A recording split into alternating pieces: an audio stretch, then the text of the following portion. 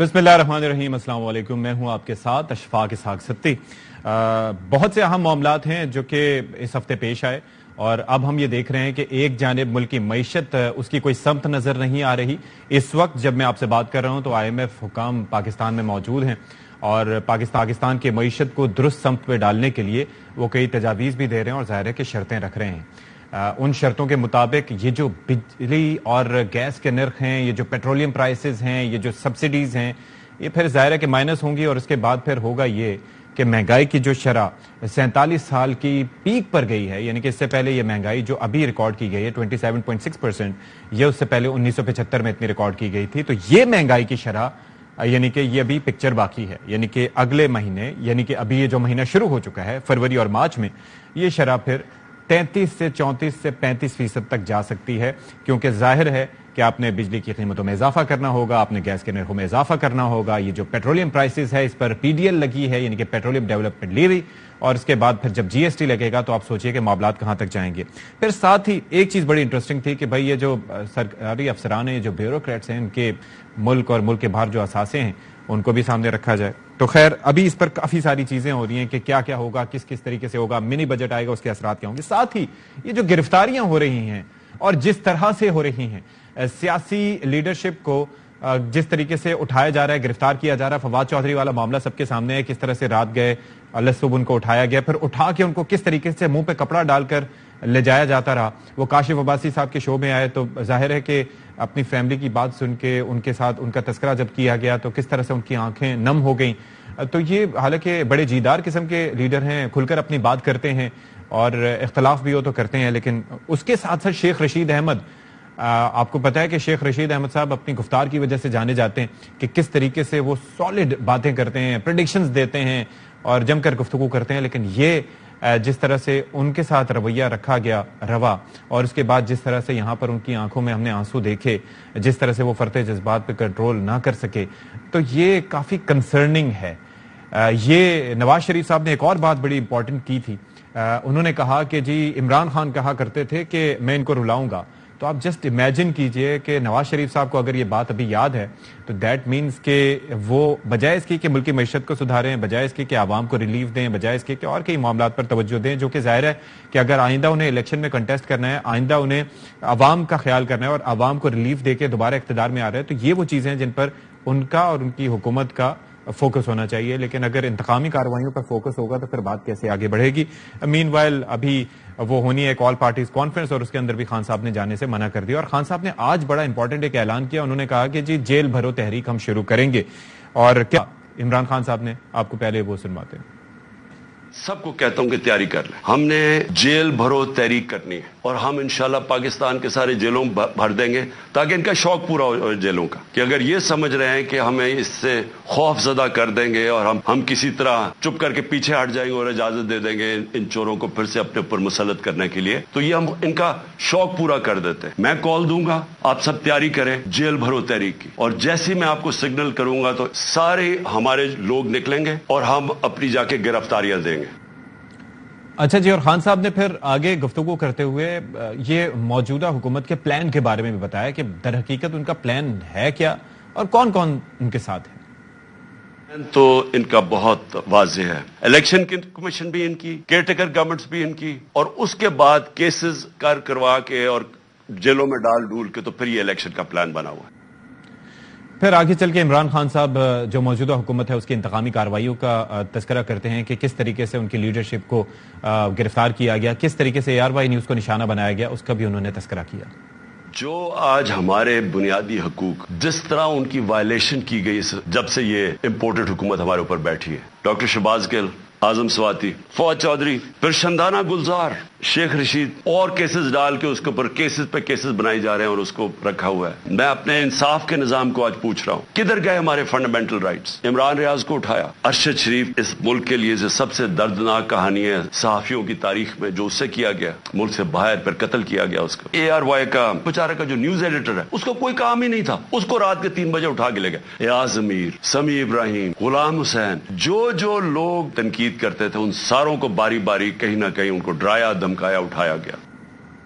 चलें जी, गुफ्तगू का बाकायदा आगाज कर लेते हैं। हमारे साथ जो मेहमान हैं उनका तारुफ आपसे करवाए देते हैं। عثمان ڈار صاحب ہوں گے، پاکستان تحریک انصاف کے رہنما ہیں، ہمیں جوائن کر رہے ہیں. بہت شکریہ عثمان ڈار صاحب، آپ ہمارے ساتھ موجود ہیں. پھر ساتھ ہی ساتھ عامر ضیاء صاحب ہیں، سینئر تجزیہ کار ہیں، ان سے بھی ہم بات کریں گے. اور جو یہ الیکشنز جو ہونے اور اس کے اندر جو تاخیر کی جا رہی ہے، جو مختلف ہتھ کنڈے اختیار کیے جا رہے ہیں، تو اس کے کیا اثرات ہو سکتے ہیں، اور اوور آل جو اس وقت ملک میں ہو رہا ہے اس پر قانونی پہلوؤں کے حوالے سے بات کرنے کے لیے ماہر قانون ابو ذر سلمان نیازی صاحب بھی ہمیں جوائن کر رہے ہیں. تو اسٹارٹنگ فرام عثمان ڈار صاحب. عثمان ڈار صاحب، یہ ذرا بتائیں کہ یہ ظاہر ہے کہ یہ جیل بھرو تحریک کے حوالے سے خان صاحب بات کر رہے ہیں، تو یہ آپ کو لگتا ہے کہ یہ ایک وائبل آپشن ہوگا، یہ ایک ایسا آپشن ہوگا جس کے نتیجے میں الیکشنز کی تاریخ آپ لوگ پی ڈی ایم کی حکومت سے حاصل کرنے میں کامیاب ہو جائیں گے؟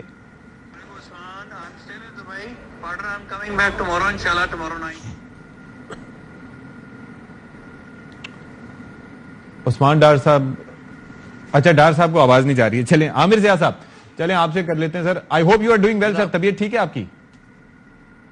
اچھا جی اللہ کا شکر. میں بیسک سے سوال ہے کہ آپ اچھا یہ بتائیے کہ یہ لگتا ہے کہ ایک مناسب آپشن ہے، کیونکہ 26 نومبر کے بعد سے ہم لوگ یہی دیکھ رہے تھے کہ خان صاحب مختلف طریقے اختیار کریں، ان طریقوں کے اوپر باقاعدہ کرٹیسائز بھی کیا گیا کہ جی دیر بھی کر دی، یہ کچھ بھی کر دیا، اور پھر پہلے پی ڈی ایم کے بیانات کچھ اور ہوتے تھے. لیکن ابھی یہ جو خان صاحب نے کہا ہے کہ ہم جیل بھرو تحریک کریں گے اور گرفتاریاں دیں گے، آپ کو لگتا ہے کہ اس سے فائدہ حاصل ہوگا عمران خان صاحب کو؟ دیکھیں، سیاست میں ہر چیز فائدے اور نقصان کی یقیناً ہوتا ہے کہ آپ کا جو الٹیمیٹ آبجیکٹو ہوتا ہے. لیکن آپ یہ دیکھیں کہ عمران خان نے ایک پورا گریجول ایک مومنٹم بنایا. مومنٹم یہ تھا کہ انہوں نے جلسے کیے، جلوس کیے، پریس کانفرنس کی، مطالبے رکھے. تو اور جو بھی جمہوری طریقہ ہوتا ہے مطالبات منوانے کا، وہ انہوں نے کوشش کر کے دیکھ لی. انہوں نے مطلب اسمبلی بھی ڈیزالو کر لی، ان کے استعفے بھی منظور ہو گئے. اب کہتے ہیں کہ بھی تنگ آمد بجنگ آمد. حالانکہ میرے خیال میں پی ٹی آئی کا جو کلاس کریکٹر ہے وہ اس طرح کا کریکٹر نہیں کہ کوئی وہ بہت بڑی اتحادی تحریک مطلب ہے اس کے پاس اس طرح کا ایلیمنٹ ہو کے جو سڑکوں میں جلاؤ گھراؤ کر سکے گا اور فلاں کر سکے گا. اس کا میں توقع نہیں رکھتا. لیکن یقیناً یہ بالکل ان کے پاس کمیٹڈ کارکن ہیں اور انہوں نے 25 مئی کا بھی ظلم و ستم دیکھا ہوا ہے. تو یقیناً ان کی کال پہ مجھے نہیں پتا کتنے لوگ نکلیں گے، لیکن نکلیں گے لوگ. اور اس میں جو ایک ہے نا کہ جب اس ملک کی معیشت بالکل گھٹنیوں پر آ گئی ہے، یہاں پہ دہشت گردی کا فریت ہمارے سر پہ بول رہا ہے، اور اس میں پھر سیاسی عدم استحکام بھی ہے، تو حکومت کو سوچنا چاہیے کہ وہ جس راستے پہ چل رہی ہے وہ پاکستان کو کہاں لے کے جائے گا. اور وہ اگر یہ سمجھتے ہیں کہ وہ جو ایک کہتے ہیں نا کہ سوڈو ایونٹ کرا کر اے پی سی کرا کر وہ لیجیٹیمائز کر لیں گے اپنی چیزوں کو، ایسا نہیں ہوتا. بات ہی کہ حکومت خود پارلیمنٹ کو انڈرمائن کر رہی ہے. آپ نے ایک پاکٹ اپوزیشن اپنی جیب میں رکھی ہوئی ہے. جب لیجیٹیمیٹ اپوزیشن نے واپس آنا چاہا تو آپ نے اس کو باہر کر دیا. تو بجائے اس کے کہ آپ معاملات پارلیمنٹ کے اندر طے کرتے، آپ اس کے لیے اے پی سی کرا رہے ہیں. تو یقیناً پھر عمران خان کا پھر یہ جو ایک اور اسٹیپ تھا کہ میں اے پی سی میں شامل نہیں ہوں. اچھا، ویسے کتنی دلچسپ بات ہے عامر ضیاء صاحب کہ اس سے پہلے بھی ہم اے پی سیز کی بات کرتے رہے ہیں اور اے پی سیز یہاں پر ہوتی رہی ہیں، کیونکہ آپ یہ دیکھیں حالانکہ پارلیمان ایک ایسا فورم ہونا چاہیے کہ جہاں پر تمام سیاسی جماعتوں کی نمائندگی ہوتی ہے کسی نہ کسی صورت میں، تو عموماً تو اس کو استعمال کرنا چاہیے، لیکن اے پی سیز ہوتی ہیں. اب یہ کتنا دلچسپ پہلو ہے کہ آج یہ کہا جا رہا ہے کہ خان صاحب اس میں شامل نہیں ہو رہے، کہ جبکہ دوسری جانب جب وہ پارلیمنٹ میں جانا چاہ رہے تھے for what ever the reason, جو بھی ان کی سوچ ہو، لیکن پارلیمنٹ میں جانا چاہ رہے تھے، قومی اسمبلی میں جانا چاہ رہے تھے، تو اس وقت آپ نے ان کو جانے نہیں دیا. تو خان صاحب کا اس کے اوپر رد عمل یا اے پی سی میں نہ شرکت کرنا آپ کے خیال میں مناسب ہے؟ یہ نہیں، بالکل جائز ہے. میں کہتا ہوں 100% جائز ہے. دیکھیں اے پی سی ہو رہی ہے at the cost of parliament. دنیا کے کس ملک میں، برطانیہ میں، بھارت میں بڑے بڑے اقدامات کرتے ہیں، جنگوں میں جاتے ہیں، امریکہ ہے، وہ کوئی اے پی سی بلا رہے ہوتے ہیں. وہاں کے جو صدور اور وزراء اعظم ہیں وہ ہر چیز جو ہے پارلیمنٹ میں ڈسکس کرتے ہیں. ہمارے یہاں کیونکہ پارلیمنٹ کو عضو معطل کرنا چاہتے ہیں، اس کو خود یہ حکومت جو ہے انڈرمائن کرنا چاہتی ہے، تو آپ کہتے ہیں اے پی سی کرتے ہیں. اس اے پی سی میں دیکھیں پارلیمنٹ میں ہر پارٹی کے وزن جو ہوتا ہے اس کی اراکین کی تعداد کے حساب سے ہوتا ہے. اے پی سی میں آپ سب کو اکٹھا جمع کر دیں گے کہ ہر پارٹی کے 2 نمائندے آئیں گے، 3 نمائندے آئیں گے. اے پی سی پورا ایک فراڈ وہ ہے. اے پی سی سے کوئی مسئلے حل نہیں ہونے ہیں. یہ میں سمجھتا ہوں کہ جو پشاور کے شہداء ہیں ان کے اوپر بھی، ان کے لہو پر بھی سیاست کری حکومت. اتنی بدقسمت حکومت ہے یہ. اس کے پاس کوئی لیجیٹیمیسی نہیں ہے. اور یہ حالات کو بجائے پھر آپ دیکھیں، ایک طرف آپ کہتے ہیں بات کریں گے، دوسری طرف آپ ایک بزرگ سیاستدان شیخ رشید صاحب ان کو دھکے دے رہے ہیں. آپ جو ہے مطلب ہے کہ جو پی ڈی ایم کے لوگ پکڑے جاتے تھے وہ بڑے بڑے کرپشن کیسز پہ پکڑے جاتے تھے. یہاں پر بیان دینے پر, گفتگو کرنے کے اوپر آپ لوگوں کو عامر بھائی میں اس جانب آؤں گا, اس کو ہم سیپریٹلی ابھی ڈسکس کریں گے, لیکن میں یہ چاہ رہا ہوں کہ عثمان ڈار صاحب سے پہلے اوپینین لے لوں کہ ان کا اوپینین کیا ہے, پھر اس پہ سیپریٹلی میں بات کروں گا آپ سے. یہ جو معاملہ ہے کہ سیاستدانوں کی ٹریٹمنٹ جس طرح سے ابھی ہو رہی ہے, عثمان ڈار صاحب, جیل بھرو تحریک شروع ہونے جا رہی ہے, تو اب اس کی وجہ کیا ہے کہ ایک جانب کے آپ اسی حکومت سے خدشات کا, خطرے کا اظہار کرتے ہیں کہ جی ان سے جان کو خطرہ ہے, دوسرا آپ چاہتے ہیں کہ انہیں کو گرفتاری دے دیں, خان صاحب نے یہ فیصلہ کیا ہے, اس کے پیچھے وجوہات کیا ہیں؟ دیکھیں سادہ سی بات ہے, آپ دیکھ ہی رہے ہیں آئے روز کسی نہ کسی بیان کو یا کسی سٹیٹمنٹ کو یہ وجہ بناتے ہیں, ہماری لیڈرشپ کو اٹھاتے ہیں, پھر جو ان کے ساتھ سلوک کیا جاتا ہے, جیسے فواد چودھری کو کپڑا ڈال کے لایا جا رہا تھا, ابھی شیخ رشید صاحب کی بات کی جا رہی ہے, ہمارے دیگر جو قائدین ہیں ان کو بھی ہراساں کرنے کی کوشش کی جا رہی ہے کہ ہم سب منہ بند کر لیتے ہیں. تو مقصد یہ ہے کہ بہتر نہیں ہے کہ ہم خود ہی چلے جائیں, خود ہی جا کے تھانوں میں ہم ان کو پیش کر دیتے ہیں اپنا آپ, ہمیں ہتھکڑی لگانی ہے یا جیلوں میں ڈالنا ہے نا. دیکھیں میرا تعلق سیالکوٹ سے ہے, سیالکوٹ سے لوگوں کو اٹھایا جا رہا ہے, 2-3 دن سے لاپتہ ہیں, ان کو وعدہ معاف گواہ بنانے کی کوشش کی جا رہی ہے, اپروور بنانے کی کوشش کی جا رہی ہے کہ کسی طریقے عثمان ڈار کے خلاف کوئی کرپشن تو نہیں ملی ہے, نہ کامیاب جوان میں ملی ہے, نہ کسی اور جگہ ملی ہے, بندے پکڑ لو, انہیں خوف و ہراساں کرو, وہ وعدہ معاف گواہ بن جائیں, کسی طریقے نے جیل میں ڈال دیں. تو اسی لیے ان کو کہہ رہے ہیں بابا لوگوں کو کیوں اٹھا رہے ہو, ڈائریکٹلی ہم ہی آ جاتے ہیں, ہمیں ہی ڈال دو آپ لوگ پکڑ کے اندر. تو یہ ساری سچویشن ہے. لیکن ڈاکٹر صاحب اسے اچیو کیا کرنا چاہ رہے ہیں, یہ پی ڈی ایم کی گورنمنٹ کیا اچیو کرنا چاہ رہی ہے اس سے؟ دیکھیں بنیادی طور پہ تو یہ جو پکڑ دکڑ کرتے ہیں, یا جو آپ نے دیکھا یہ پورا ایک تھیٹر لگا ہوا ہے لوگوں کو پکڑ کے لے جانے کا, وہ بنیادی طور پہ تو میسیجنگ ہے, پیغام دیتے ہیں کہ جی آپ اپنا منہ بند رکھیں. آج جیل میں ڈالنا, یا اگر جس کسی کی بھی آپ بات کریں, اعظم سواتی کی کریں, ڈاکٹر شہباز گل کی کریں, فواد چودھری کی کریں, شیخ رشید, جس کی بھی آپ نام لیتے جائیں, ان سب کو ٹارگٹ اسی لیے کیا جا رہا ہے کہ یہ حقیقی آزادی کے لیے, فنڈامنٹل رائٹس کے لیے, ان عظیم پاکستانیوں کے بنیادی حقوق کے لیے, آئین اور قانون کی بالادستی کے لیے عمران خان کے ساتھ کھڑے ہیں. آج عمران خان کے ساتھ کھڑے ہونے کا مطلب ہے کہ ہم پاکستان کے ساتھ کھڑے ہیں. عمران خان کوئی اپنی ذات کی اشفاق لڑائی لڑ رہا ہے. عمران خان یہ جو ویوز مجھے سن رہے ہیں, یہ عظیم پاکستانی, ان کے فنڈامنٹل رائٹس, ان کے بنیادی حقوق, ان کے آئین اور قانون کی بالادستی کی جنگ لڑ رہا ہے. اللہ تعالیٰ نے تو عمران خان کو بہت کچھ دیا ہے. تو یہ اصل وجہ ہے, ہم سب کا منہ بند کرنے کے لیے یہ سب کچھ کیا جا رہا ہے. ہم اس کے لیے تیار ہیں, تیار ہیں میرے بھائی, ڈال دیں جیلوں میں, پکڑ لیں, ہم پیچھے ہٹنے والے نہیں ہیں. عمران خان کے ساتھ ڈٹ کے کھڑے رہیں گے. اچھا جی, ابوذر سلمان نیازی صاحب, سر یہ فرمائیے گا کہ یہ اس وقت جو کچھ ہو رہا ہے, اور ظاہر ہے کہ وہ کہہ رہے ہیں کہ تنگ آمد بجنگ آمد, یعنی کہ کہہ رہے ہیں کہ جب گرفتاریاں کرنی ہی ہیں تو ہم خود ہی اپنے آپ کو پیش کر دیتے ہیں. یہ جن دفعات کے تحت یا جن چارجز کے اوپر جس طریقے سے اریسٹ کیا جا رہا ہے, آپ ظاہر قانونی ماہر ہیں, آپ ان ساری چیزوں پہ نظر رکھتے ہیں, یہ کوئی نظیر ایسی ملتی ہے اس طرح کی گرفتاریوں کی؟ جس طرح سے عامر ضیاء صاحب نے کہا کہ کرپشن چارجز پہ اس سے پہلے گرفتاریاں ہوئی تھی, یہ جو گرفتاریاں ہیں یہ کس قانونی لحاظ سے ان کی حیثیت کیا ہے؟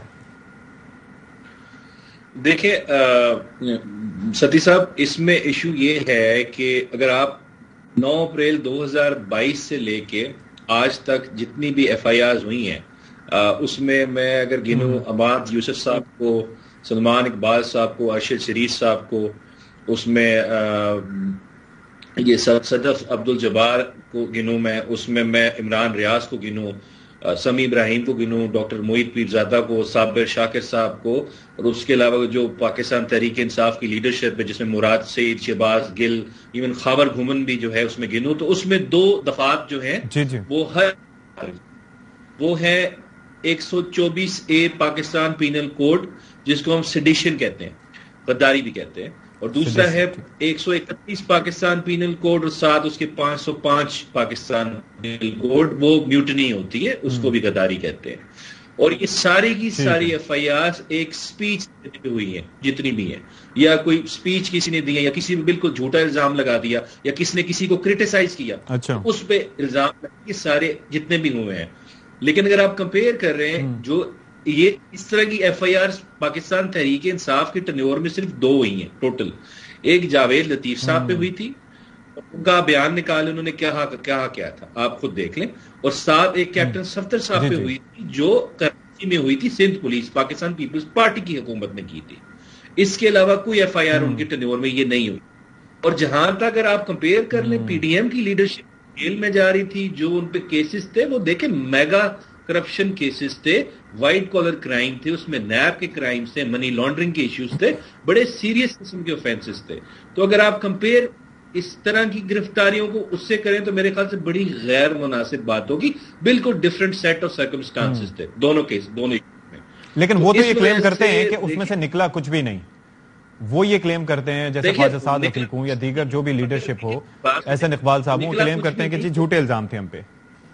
دیکھیں وہ تب ہی نہیں نکلا کچھ نا جب 9 اپریل 2022 کے بعد حکومت آتی ہے, جب ایف آئی اے آپ کے ماتحت ہو جاتی ہے, اس کے بعد نیب کا چیئرمین بھی آپ اپنی مرضی کا اپوائنٹ کر دیتے ہیں, تو اس کے بعد اس میں سے کچھ نہیں نکلا. دیکھیں میں اگر انویسٹیگیٹنگ ایجنسی ہی اگر انویسٹیگیٹ نہ کرے, پروسیکیوشن ڈپارٹمنٹ ہی پروسیکیوٹ نہ کرے, تو جج کے سامنے ایویڈنس نہیں ہوگی تو اس نے کیا سزا دینی ہے آپ کو. اس وجہ سے اس بحث پہ جانے کی ضرورت نہیں. اس وقت ہم بات کریں جو یہ اریسٹ, اب میری دیکھیں سپریم کورٹ کی ججمنٹس ہے, جسٹس کھوسا صاحب کی ججمنٹ ہے, جسٹس منصور علی شاہ صاحب کی ججمنٹ ہے, انہوں نے اریسٹ کی گائیڈ لائنز دی ہیں کہ آپ نے اریسٹ کب کرنا ہے. اچھا, جب آپ مطلب کہ آپ ایف آئی آر کٹنے کا مطلب یہ نہیں اگلے بندے کو گھر سے اٹھا لیں گے. آپ نے پہلے دیکھنا کیا اس کی انوالومنٹ ہے آفینس میں کہ نہیں ہے. اریسٹ ضروری ہے, کیا وہ بھاگ رہا ہے, اور آپ رات کو 2 بجے کسی کے گھر دھاوا بول دیں, اس کو اریسٹ کر کے لے جائیں. کوئی انسانی حقوق ہوتے ہیں, آرٹیکل 14 ہے, right to privacy, right to dignity, بغیر وارنٹ کے آپ کسی کے گھر بھی نہیں جا سکتے. تو جو آئین میں اپنے تحفظ ہیں, قانون میں تحفظ ہے, سارے کے سارے پامال ہو رہے ہیں.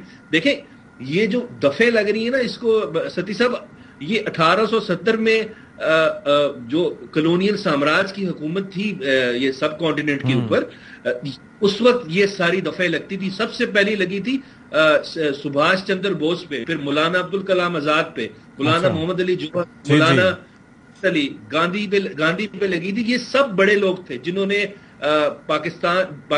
انڈیا اور پاکستان کی آزادی کے لیے بڑی قربانیاں دی. اور یہ فیض احمد فیض بھگت چکے ہیں, شورش کشمیری صاحب بھگت چکے ہیں. تو اس وجہ سے یہ اس طرح کلونیل طریقے سے, اس طرح سامراجی طریقے سے حکومت کبھی نہیں ایکسرسائز پاورز کی کسی بھی حکومت نے ہماری پولیٹیکل ہسٹری میں 1947 کے بعد. ہاں یہ ہم کہہ سکتے ہیں, یہ بھی کرتے ہیں اور پھر توقع بھی کرتے ہیں کہ وہ ساتھ آ کے بیٹھیں گے بھی. تو یہ ظاہر ہے کہ ٹائم بڑا ڈارک تھا. اس کے بعد یہ ٹائم جو آ رہا ہے, اس میں جس طرح یہ غداری کا قانون کس طرح بے دریغ اور مس یوز آف پاور سے استعمال ہو رہا ہے, میں نے اپنی پولیٹیکل ہسٹری میں میرے خیال سے پاکستان کی میں نے نہیں پڑھا کہ کبھی ہوا ہو. اچھا عامر زیاد صاحب, سر ایک تو یہ چیز کہ ایک تو اس طرح کے اقدامات اور اوپر سے یہ توقع کہ وہ آ کے ساتھ بیٹھ جائیں, اور اب آ کے ساتھ بیٹھ جائیں. پھر ساتھ ہی ساتھ یہ جو طریقہ کار ہم نے دیکھا, آپ یہ دیکھیں کہ جس طریقے سے شیخ رشید احمد صاحب کے ساتھ جو سلوک روا رکھا گیا, وہ بڑے جیدار قسم کے آدمی ہیں. ہم نے ان کو ہمیشہ ہائی اسپرٹس میں پایا ہے, اور مطلب ان کا ایک ڈفرینٹ ہی امیج تھا. یہاں پر جس طرح سے ان کی آنکھوں میں ہم نے آنسو دیکھے, فواد چودھری صاحب, کاشف عباسی صاحب کے شو میں جس طرح سے ان کی آنکھیں نم ہوئیں, جس طرح سے ان کو منہ پہ کپڑا ڈال کے لے جایا جاتا رہا, پھر باقی بھی اس طرح کی مثالیں آپ کے سامنے موجود ہیں جو گرفتاریاں ہوئیں. یہ کیا ہو کیا رہا ہے آخر ایسا کہ مطلب کیا ٹریٹمنٹ کیا کوئی ڈفرینٹ لیول کا ہو رہا ہے کہ اس کے اندر یہ سیاستدانوں کے ساتھ بہت ہی مس ٹریٹ کیا جا رہا ہے, یا آخر کس وجہ سے ایسا ہو رہا ہے؟ دیکھیے بڑا دور تاریخ ہے یہ پاکستان کے اوپر, اور میں بالکل اس بات پہ, میں نے 30 سال سے صحافت میں ہوں, 30-32 سال سے, مجھے یاد نہیں پڑتا ہے کہ اس طرح کا جو جبر ہم نے دیکھا ہو, اتنی زیادتیاں دیکھی ہوں. وہ آزادی صحافت کا مسئلہ ہو, وہ کہتے ہیں نا کہ لوگوں کا اظہار رائے کی آزادی کا مسئلہ ہو, کیونکہ یہاں پر جو کیسز بن رہے ہیں, جیسے کہ بھی ہمارے دوست ابوذر صاحب کہہ رہے تھے, وہ بالکل درست کہہ رہے ہیں کہ جناب آزادی تحریر و تقریر پہ بن رہے ہیں. تحریر و تقریر پہ آپ لوگوں کو پکڑ رہے ہیں, ان کو مطلب ہے آپ اس کو جیل میں ڈال رہے ہیں, ان کے اوپر تشدد کر رہے ہیں. ارشد شریف جیسا ہمارا ساتھی جو تھا وہ شہید ہوا, جان سے گیا. تو یہ ساری چیزیں جو اس بات کی غمازی کرتی کہ ایک ڈکٹیٹوریل مائنڈ سیٹ ہے, یہ فیشسٹ مائنڈ سیٹ ہے. اور یہ میں سمجھتا ہوں کہ نون لیگ کی ایک تاریخ رہی ہے ستی صاحب. اگر آپ ان کا دیکھیں کہ جب حکومت میں آئے, ان کا اسی طرح سے صحافیوں کے ساتھ اور جو ان کے سیاسی مخالفین تھے ان کے ساتھ ان کا یہی رویہ رہا ہے. ایک زمانے میں جو بہت سارے اخبارات آج ان کے طرفدار ہیں, وہ 2-2 صفحے کے چھپتے تھے, اور یہ پوری ایک فہرست دیا کرتے تھے. میں اگر 98 کی بات کروں, 92 کی بات کروں, 98-99 کی آئی ریممبر, نکال دو. ٹھیک ہے نا, آپ کو یاد ہوگا کیا عالم تھا. تو کوئی نیا بات نہیں کرے. آج وہ جو ہے نجم سیٹھی صاحب ان کے ساتھ ہیں, ان کی حکومت کے وہ ہیں, لیکن ان کو اغوا کیا گیا تھا, ان پہ کپڑا ڈال کر اسی طرح نجم سیٹھی پہ ظلم و ستم کیا گیا تھا. ٹھیک ہے, آج ان کی فضاریاں بدل گئی, آج وہ ان کے ساتھ ہیں, وہ ایک الگ بحث ہے. اور بھی بہت سارے میں اس طرح کے آپ کو نام دے سکتا ہوں. تو یہ ان کا پوری ایک تاریخ رہی ہے نون لیگ کی, لیکن اس مرتبہ زیادہ لیتھل ہے. اس کی وجہ ہے کہ ویسے کہا جا سکتا ہے کہ پیپلز پارٹی کا ریکارڈ تھوڑا بہتر رہا ہے خود. جی عامر جا صاحب, پیپلز پارٹی کا ریکارڈ نسبتاً بہتر رہا ہے. پیپلز پارٹی کا یقیناً نسبتاً بہتر ہے, لیکن پھر آپ دیکھیں سندھ میں دیکھیں بہت سارے ہمارے صحافیوں کو شہید کیا گیا. ایک ناظم جوکھیوں کا جو کیس ہے وہ ایسا کیس ہے کہ مطلب ہے ناقابل معافی ہے, اور اس میں جس طرح سے بلڈ منی دی گئی, اور اس کے بعد آپ دیکھیں کہ اس کو اون کیا ان کی پارٹی نے, اس کے ایک لفظ کنڈیمنیشن کا اگر آیا ہوں ہمیں بتا دیں. تو بات یہ کہ یہ چیزیں جو ہیں ایک طرف فیوڈل مائنڈ سیٹ ہے, دوسری طرف ہم دیکھتے ہیں کہ اس پاکستان کو یہ شریف خاندان کی بڑی پرانی خواہش ہے کہ راجواڑے کی طرح چلائیں, یعنی کہ اپنی خاندان کی آمریت قائم کر دیں کہ باپ ہوگا, بیٹا ہوگا, بھتیجا ہوگا, بیٹی ہوگی, حتیٰ کہ سمدھی بھی ہوگا. انہی لوگوں کی کچن کیبنٹ ہے, یہ کیبنٹ میں بھی فیصلے نہیں کرتے تھے, یہ ان کی کچن کیبنٹ ہے جو رشتہ داروں پہ مشتمل ہوتی ہے, وہاں پر فیصلے کرتے ہیں. یہ سمجھتے ہیں کہ ڈرا کے دھمکا کے جو ہے لوگوں کو چپ کرا دیں گے, لیکن یہ ان کی بڑی غلط فہمی ہے. انہیں پاکستانیوں کے کردار کا نہیں پتا کہ جتنا جبر بڑھتا ہے, جتنی زیادتیاں بڑھتی ہیں, جتنا ظلم بڑھتا ہے, مزاحمت بھی اس کے حساب سے بڑھتی ہے. تو یہ لوگ جو سمجھتے ہیں, جو آنسوؤں کے اوپر تانا زنی کر رہے ہیں بہت سارے اس وقت جو جیالے ہیں پی ڈی ایم کے, میں کہتا ہوں تو بڑے مقدس آنسو ہے کہ ظاہر اگر آپ کا گلٹ ہو, آپ پہ کرپشن کیس ہو, تو آپ نہیں آنسو بہائیں گے. لیکن جب شریف آدمی کو آپ دھکے دے رہے ہوتے ہیں, بزرگ کو دھکے دے رہے ہوتے ہیں, وہ ان لوگوں کو دھکے دے رہے ہوتے ہیں کہ جن کا جرم کیا ہے کہ انہوں نے زبان کھولی, انہوں نے کوئی بات کی. یعنی کہ جو مقدمہ فیض احمد فیض پہ ہوتا تھا, حبیب جالب پہ ہوتا تھا, حبیب جالب کا تاریخی جملہ تھا نا کہ ایک دور تھا ایسا کہ اس میں انہوں نے کہا تھا کہ اس میں خاموش رہنا جو ہے بزدلی ہے, اور جیل سے باہر رہنا بے غیرتی ہے. اب پھر یہ وہی دور تاریخ آ گیا ہے کہ اگر آپ اس وقت چپ رہیں گے تو آپ بزدل ہوں گے, اور اگر آپ جیل سے باہر ہوں گے تو بغیرت ہوں گے. بالکل ڈالیں یہ لوگ جیلوں کے اندر, کیونکہ ہمیں پتا ہے کہ جو لوگ ان کی مزاحمت کریں وہ اخلاقی طور پہ بلند لوگ ہیں, کیونکہ جن کا موازنہ آپ کر رہے ہیں. مطلب ہے آپ دیکھیں تو کہ ان پہ کیا کیسز تھے, ان پہ کرپشن کے کیسز تھے, ملک کو لوٹنے کے کیسز تھے. یہاں پر اب ہمیں تلقین کی جاتی کہ جی لوٹنے والا اور لوٹنے والا ایک ہو جائے, استحصال کرنے والا اور جو استحصال شدہ ہے اس کو آپ ایک کر دیں, چور اور سپاہی ایک ہو جائیں. بھائی ایسا نہیں ہوتا. آپ نے یہ جو تفریق ہے بالکل صحیح ہے, یہ جو حکومت کی لیجیٹمیسی ہے اس کو کویسچنبل ہے, اس کا جائز ہونا کویسچنبل ہے. تو جی ستی آپ کچھ کہہ رہے تھے. ٹھیک ہے عثمان ڈار صاحب, میں ذرا عثمان ڈار صاحب کی طرف جانا چاہ رہا ہوں. عثمان ڈار صاحب, ایسی سچویشن میں جبکہ اس طرح کی کاروائیاں ہو رہی ہیں, آپ لوگ جیل بھرو تحریک کی بات کر رہے ہیں, تو اس میں بظاہر الیکشنز کا انعقاد کسی طور پر دکھائی نہیں دیتا, حالانکہ میٹنگز تو آپ لوگوں کی خاصی ہو رہی ہیں اس سے متعلق, تیاریاں بھی آپ لوگ کر رہے ہیں صوبائی اسمبلیوں کے الیکشن سے متعلق. تو کیا اس بارے میں کوئی شنید ہے, کوئی چانسز نظر آ رہے ہیں آپ کو؟ دیکھیں مجھے تو پوری امید ہے اگلے ہفتے انشاءاللہ تعالی لاہور ہائی کورٹ سے کم از کم پنجاب میں الیکشن کی ضرور ڈیٹ اناؤنس ہو جائے گی. اور جس طرح کے ریمارکس آ رہے ہیں قابل احترام جج صاحب کے, مجھے تو پورا یقین ہے کہ اگلے ہفتے انشاءاللہ تعالی پنجاب میں الیکشن کی طرف جائیں گے. لیکن میں بات کرنا چاہ رہا تھا اے پی سی کے اوپر. دیکھیں اشفاق بڑا اچھا تجزیہ کیا آپ کے جو دیگر گیسٹ بیٹھے ہیں, لیکن ایک چیز یہ بھی سمجھنے کی ضرورت ہے کہ پاکستان تحریک انصاف کو یہ دعوت دے رہے ہیں, عمران خان کو دعوت دے رہے ہیں, یا کوئی بھی بات کر لیں آپ, ہمیں تو خود پاکستان تحریک انصاف کے قائدین کو, عمران خان کو, ہمارے کارکنان کو حکومتی جبر کا سامنا ہے. یہ حکومت جو ہمیں دعوت دے رہی ہے پاکستانیوں, یہ تو خود اس وقت معاشی دہشت گرد بنی ہوئی ہے پاکستان میں, معاشی قتل عام کر رہی ہے یہ ان عظیم پاکستانیوں کا, ریاستی دہشت گردی کا استعمال کر رہے ہیں. یہ جو کچھ آپ مناظر دکھاتے ہیں ٹی وی چینلز پہ, جب عدالتوں میں لے کے جا رہے ہوتے ہیں, کپڑا ڈال رہے ہیں, یہ کر رہے ہیں, وہ کر رہے ہیں. حکومت تو اس وقت خود ایک ریاستی دہشت گردی کا مظاہرہ کر رہی ہے. ان حالات میں جب عمران خان کو 4 گولیاں لگی ہوں اور آج تک عمران خان کو انصاف نہیں مل سکا, آج تک اسی امپورٹڈ سرکار نے ایف آئی آر تک نہیں کاٹنے دی ہے. عمران خان کے اوپر دہشت گردی کے انہوں نے پرچے کرا دیے ہیں. عمران خان کو نہل کرنے کے لیے توشاخانہ کھول دیتے ہیں, ممنوعہ فنڈنگ کے کیس لے آتے ہیں. کیا نہیں کر رہے اس عمران خان کے ساتھ جس کو یہ دعوت دینا چاہ رہے ہیں, اور یہ جانتے ہیں کہ عمران خان نہیں آئے گا, صرف اس لیے کہ قوم کے آگے ہم ایک سمپتھی لیں. دیکھیں جی ہم تو بڑے ہی اچھے لوگ ہیں, ہم تو ان حالات میں بھی عمران خان کو بلا رہے ہیں. عمران خان ہی ہمارے ساتھ ہاتھ نہیں ملانا چاہتا.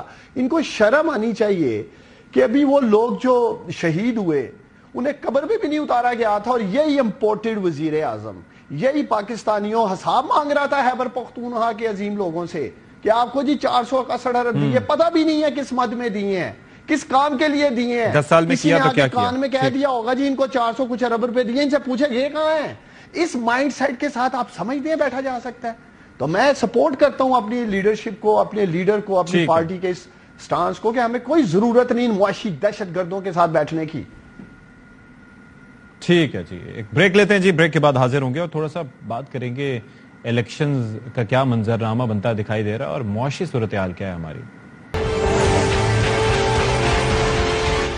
بریک کے بعد آپ کا خیر مقدم کرتے ہیں اپنے پروگرام میں، اور بات کرنے جا رہے ہیں ہم الیکشن سے متعلق، اور ایک ملک احمد صاحب سے متعلق ایک بڑی امپورٹنٹ انہوں نے بات کی تھی اپنے حساب سے. انہوں نے کہا کہ جی آئین میں یہ تو لکھا ہے کہ اگر الیکشن کرانے ہیں تو وہ 90 دن میں کرانے ہیں اسمبلیوں کی تحلیل کی صورت میں، لیکن یہ نہیں لکھا کہ اگر دن میں نہ ہوئے تو پھر کیا ہوگا. تو اعتزاز احسن صاحب جو کہ ظاہر ہے کہ ایک سند رکھتے ہیں، انہوں نے اس پر کیا ری ایکشن دیا ہے، پہلے آپ کو وہ سنواتے ہیں.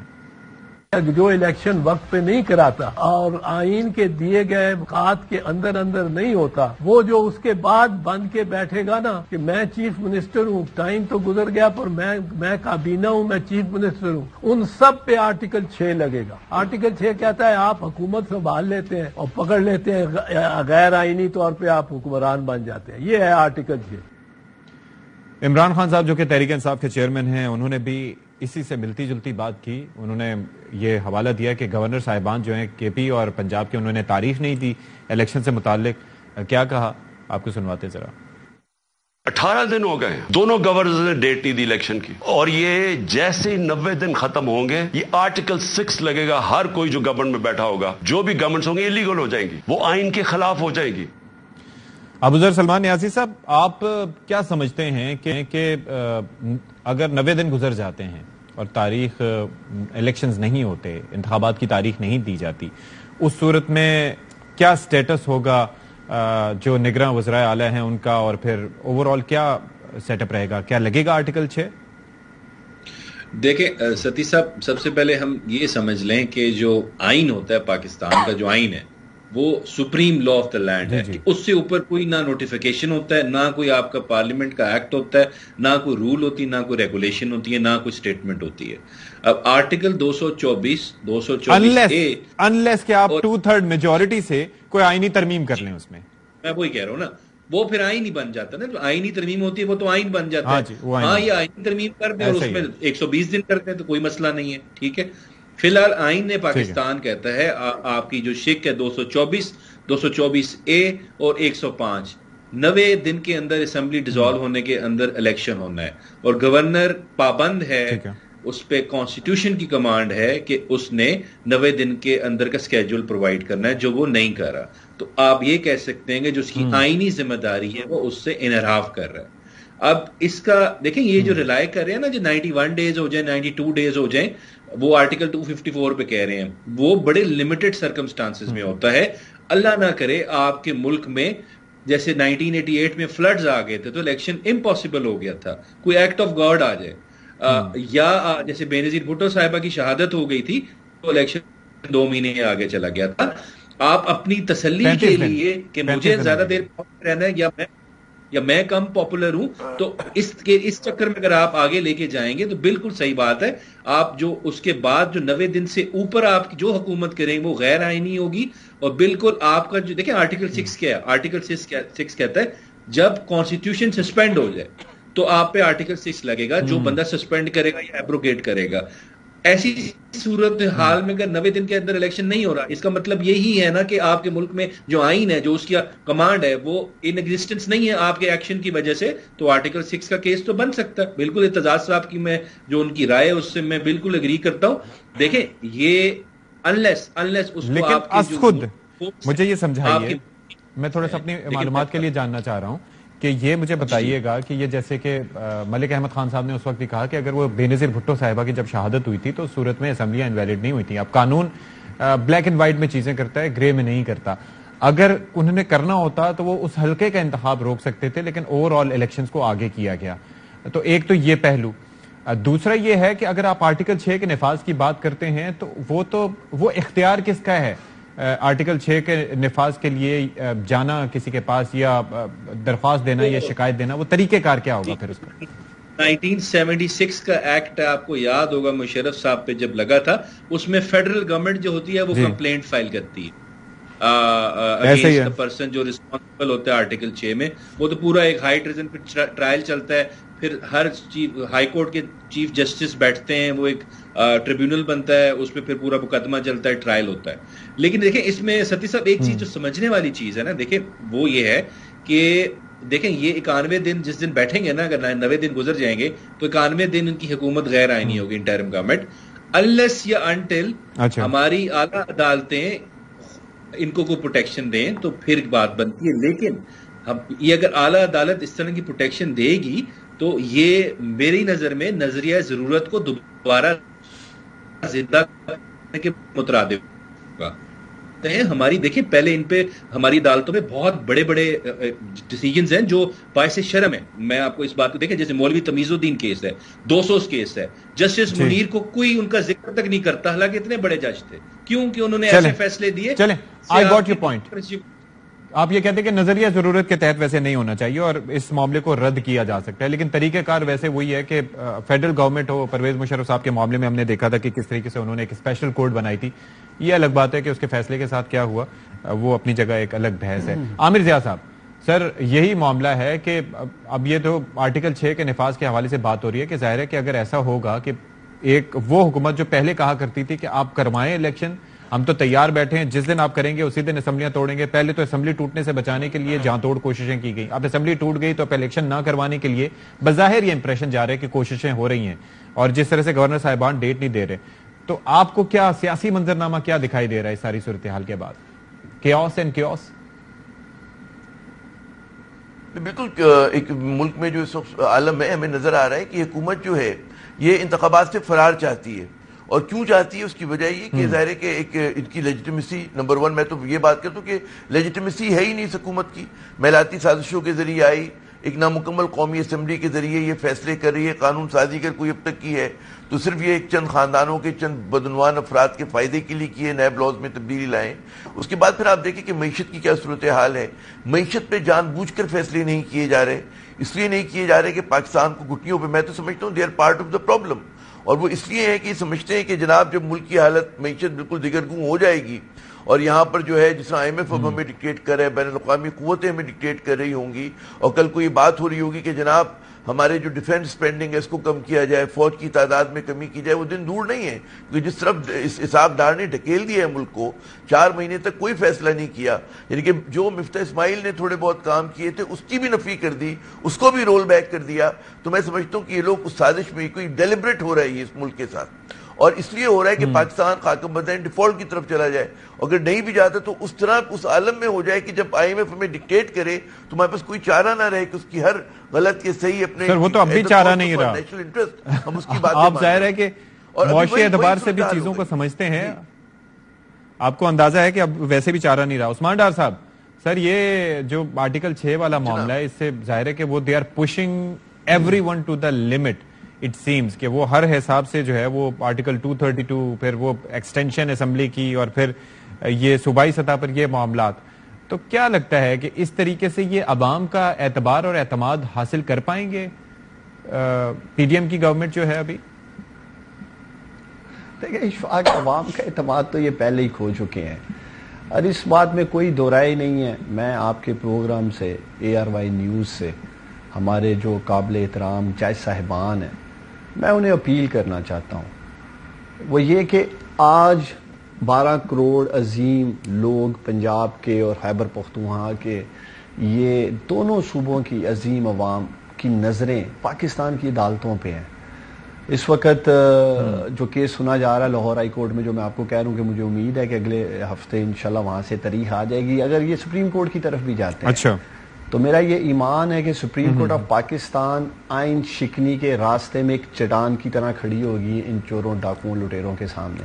یہ سمجھتے ہیں کہ ہم آئین کو ایک موم کی ناک کی طرح استعمال کر لیں گے. اور میں سمجھتا ہوں کہ آج جتنی بڑی ذمہ داری پاکستان کی عدالتوں پہ ہیں، ان کے کندھوں پہ ہیں جج صاحبان کے، شاید آج سے پہلے نہیں تھی. اگر آپ دیکھیں ابھی تو چلیں یہ بعد میں آئین شکنی کریں گے نا، آئے روز جو یہ ہمیں اٹھا رہے ہیں، ہمارے اوپر غداری کے پرچے کیے جا رہے ہیں، مختلف قسم کی FIRs کی جا رہی ہیں، وہاں بھی پاکستان کی عدالتوں کو اور ہمارے قابل احترام جج صاحبان کو چیلنجز کا سامنا ہے. وہاں بیل دینا، انہیں چھوڑنا یا یہ جو بھی ریمانڈ مانگتے ہیں، تو یہ تو ایک ایسی سچویشن میں اس وقت پاکستان ہے. اب یہ اگر پاکستان کی عدالتوں سے بھی ہمیں انصاف نہیں ملے گا نا اشفاق، تو پھر یہ تھوڑا سا جو ایک امید ہے، بنانا ریپبلک تو انہوں نے بنا دیا اس ملک کو، اگر تھوڑی سی بھی آج امید ہے تو ان عدالتوں سے اور خاص طور پہ میڈیا سے، آپ لوگوں سے، آپ لوگوں کا بھی کلیدی کردار ہے، آپ لوگ بھی قوم کو جگا رہے ہیں، حقائق اور سچ پر مبنی نیوز دے رہے ہیں، اور میرے وکلا، پاکستان کے بہادر دلیر وکلا جو مجھے سن رہے ہیں، ان کو آئین اور قانون کی بالادستی میں وکلا موومنٹ آپ سب کو یاد ہوگا کس طرح سے انہوں نے نکلے تھے. یہ وکلا بھی جو مجھے سن رہے ہیں یہ بھی تیاری پکڑیں. ٹھیک ہے ڈاکٹر صاحب، آئی گاٹ یور پوائنٹ. تعلق کسی بھی بالکل ایسا ہی ہے کہ سب کا ہی، کسی بھی سیاسی جماعت کے وکلا ہوں، سب سے پہلے ان کی ذمہ داری آئین اور قانون کی بالادستی، فنڈامنٹل رائٹس اور پاکستانیوں کے بنیادی حقوق کا تحفظ کرنا ہے. بالکل جی، سب کو یہی اسی پہ فوکس رہنا چاہیے. اور ڈار صاحب آپ نے بھی وعدہ کرنا ہے اور اپنی جو قیادت سے بھی کہنا ہے کہ یہ جو پیکا آرڈیننس ہے، اس طرح کا کوئی آرڈیننس پھر آگے لانے کا نہ سوچیں، کیونکہ آپ کو اندازہ ہے کہ بس اس کے اثرات کیا ہوتے ہیں. پھر ایک بریک لیتے ہیں، بریک کے بعد حاضر ہوں گے.